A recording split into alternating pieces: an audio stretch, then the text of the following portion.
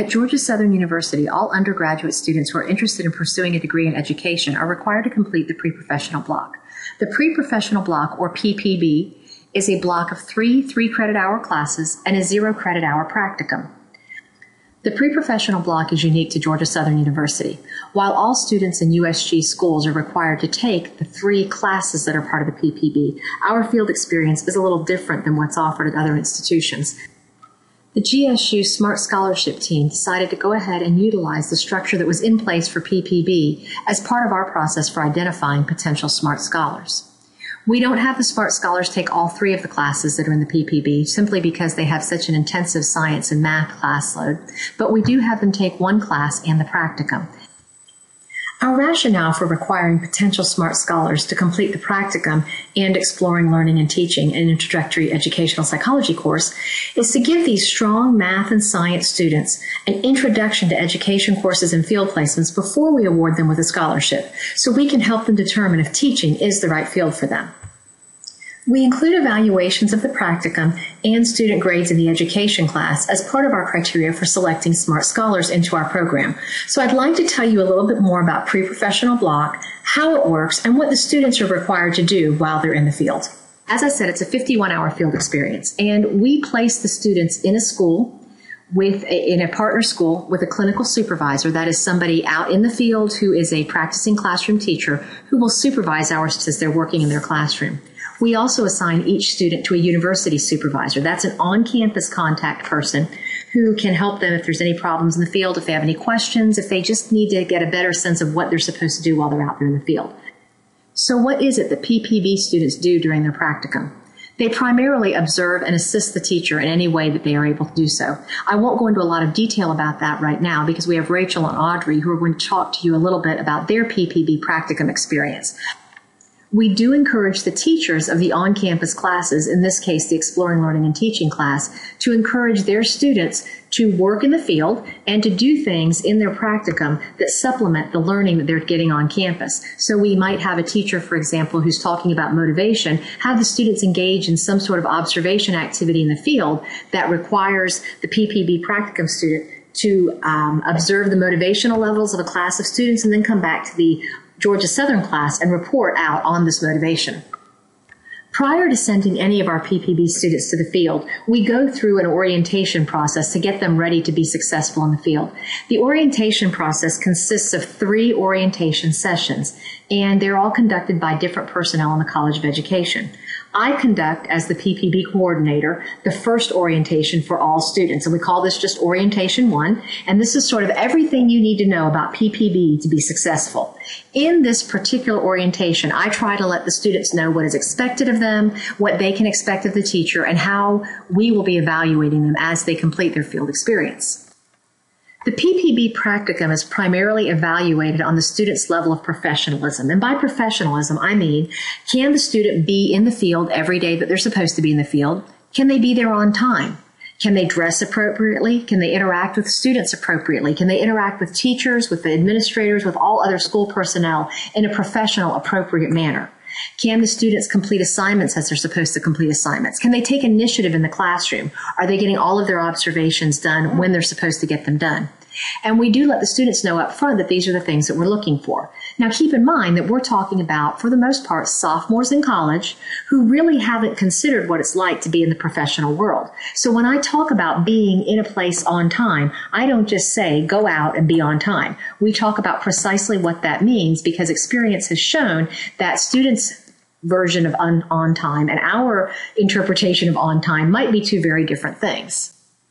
We also talk to the students about professional dress. I try not to leave anything uncovered. We talk to the students about appropriate footwear, appropriate clothing. We ask them to not wear things too tight, too short, too low. Anything that is revealing should not be worn out in the field. And some of our students, even though they hear this and I present them with images of what we expect, still struggle a little bit in figuring out exactly what is professional dress. I talk about professional language. While college students might say something sucks or they are pissed off or screwed, I encourage them to expand their vocabulary and talk like an adult. Something is terrible or they are very angry or they were treated unfairly.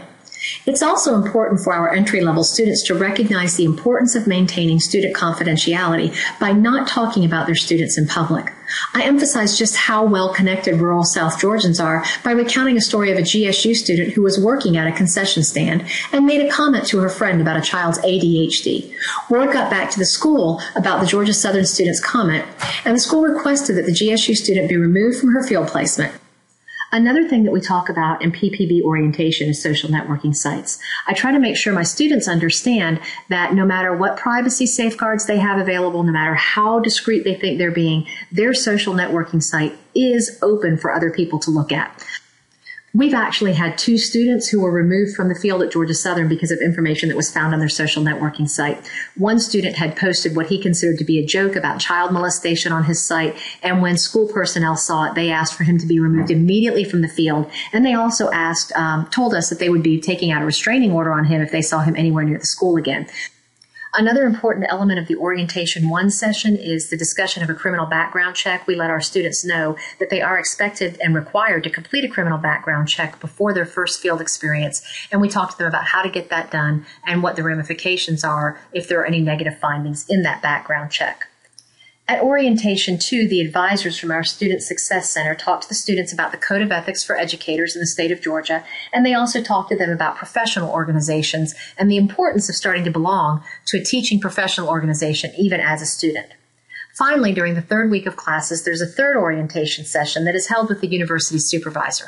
And by this time, the students know who they're assigned to as a university supervisor. For all the potential SMART scholars, it will be the instructor for their Exploring Learning and Teaching class. And the university supervisor gets with the students and talks about directions for this, of how to get out to the schools where they're placed, because we do place in a 60-mile radius of our campus. They also review any expectations for the field that they have and talk to them about Orientation 1, just reviewing anything that the students might still have questions about that we talked about in Orientation 1. Despite our best efforts to prepare students to be successful in the PPB practicum, we do have students who struggle in the practicum. And I want to talk to you just a little bit about the development process that we use. We have university and clinical supervisors evaluate the students both at midterm and at the end of the semester. If at either the midterm or end of the semester a student is identified as needing improvement in one or more areas, the student is brought into my office to have a conference with me, and I'll try to work with them on strategies for changing behaviors and attitudes so they can be more successful in the practicum. If this happens at midterm, we can often have a conference, develop some strategies, and the student typically completes the semester successfully. Occasionally, problems are not resolved, or I don't hear about a problem until the end of the semester, and then the student will have to repeat the practicum. We still have a one-on-one conference, and I offer constructive feedback for completing the practicum successfully in a future semester. We have 3 stated purposes of the PPB and the PPB practicum. The first purpose is that we want our students to begin to go out in the field and to see what it looks like to be in a classroom from the perspective of a teacher rather than from the perspective of a student. We think that this is important for them to help them with their decision-making process to determine if teaching is really the field for them. The second purpose of the PPB is for the students to begin developing their observation, critical thinking, and reflection skills. We want our students to think about what they see in the field and to question and to reflect on that and to think about how they might be a better teacher in the future when they have an opportunity to be in their own classroom. The third stated purpose of PPB is that we use it as a gatekeeping tool for admission to the teacher ed program for our undergraduate students. But, as I've already said, we also use it similarly as a gatekeeping tool for admission to the Smart Scholar program at Georgia Southern. So having said all this, I will now turn the floor over to Audrey and Rachel to talk to you about their experiences in PPB.